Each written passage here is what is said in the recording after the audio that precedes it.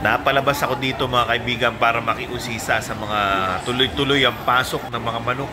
Ayan no, box by box talaga. So, pasok ulit tayo at tuloy na natin yung pakikiusyoso sa mga boot ng mga breeders. Let's go! Next boot tayo, Pillar 1 Game Farm, Jing Chua.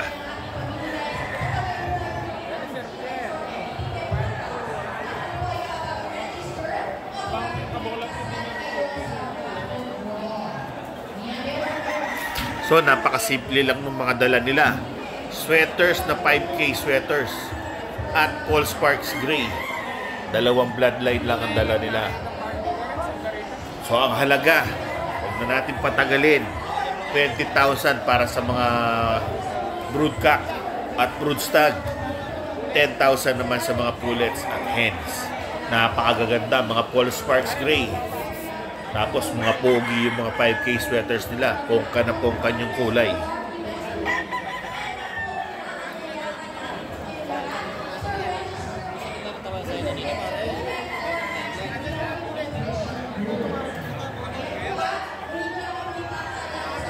Okay, next boot tayo. Alexandria Game Farm. EM Teresa Game Farm. So ang mga dala nila, mga Paul Sparks Gray din. Mga 5K sweaters, Golden Boy sweaters, Dick sweaters, Mel Sims Gray. At ang presyo, 20,000 para sa mga broodstag at broodcock, 12,500 para sa mga brood hens at pullets.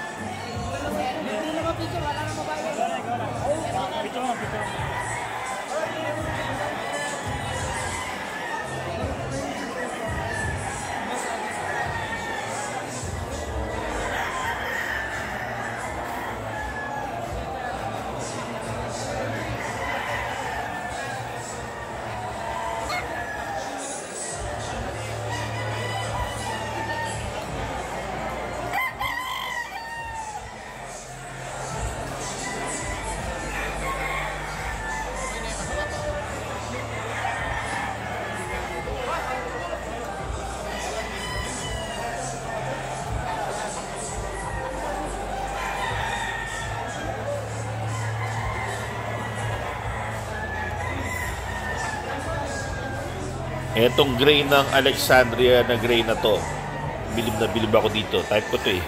Ang ganda ng tindig, tapos ang liit ng ulo. Paul Sparks Gray, napaka-pogi. Alexandria Game Farm. So, next boot naman tayo, Sondi Game Farm. Otto Dizon. So, ang mga materyales na dala, Boston Roundheads, sweaters, Gilmore na broodstag, meron silang dog na broodstag, Grays at Esquilin Whites. As usual, ang mahiwagang tanong, magkano yung dala nilang mga materyales? 20,000 para sa broodstag, 5,000 naman para sa mga pullets.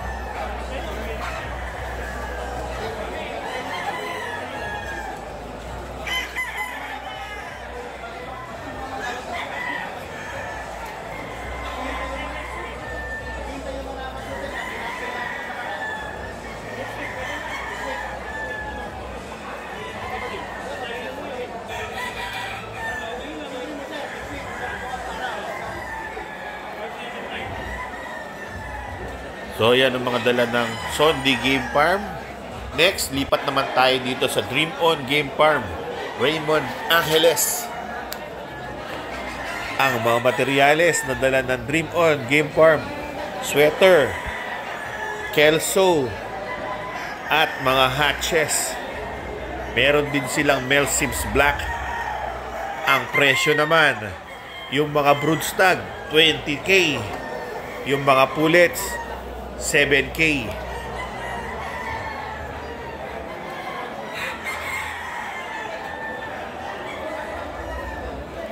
Etong dala nila na signature nila na sweater. Personal broodstag daw nila to. Napakagwapo.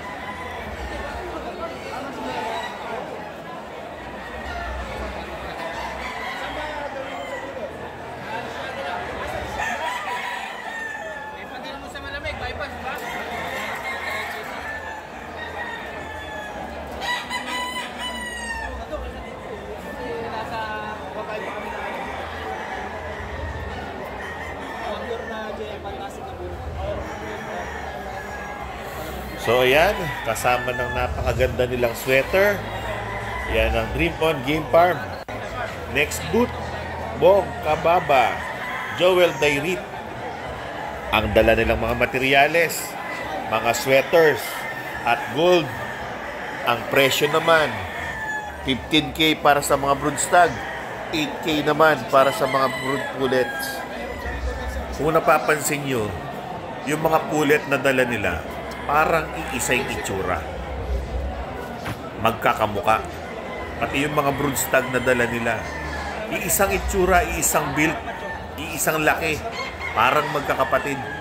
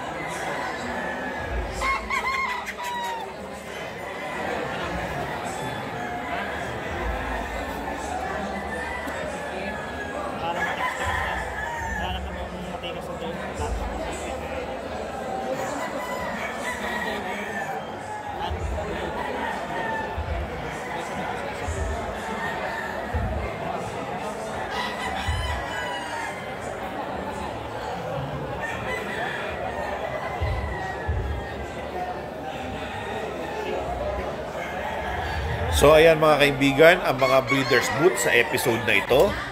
So abangan nyo ulit sa next episode. Maraming booth pa ulit ang ating mga pupuntahan. Hanggang sa susunod na episode. Paalam! 8 months old na.